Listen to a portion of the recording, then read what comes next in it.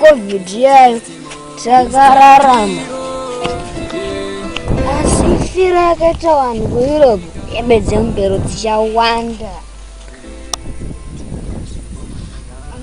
zine ndikaroora I like to have 2 kids, 8 sons, 7 daughters, 5 children and 4 girls. I am a living testimony. I am a living testimony. Ingadaina sindisiri mupenyu. Asigura ramainya shate. Osudora, marisa osudora. Yenya tore mupeza mama. Haida. Kwa mawivi, mafest powder.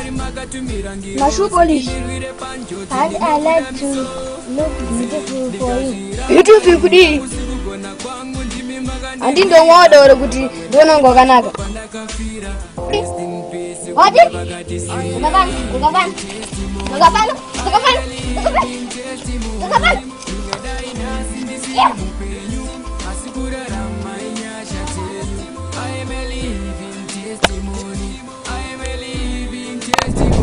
Hello, and ndina viva.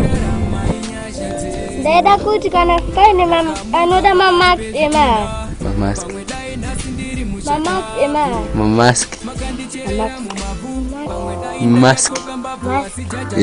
Kana fine anoda mama.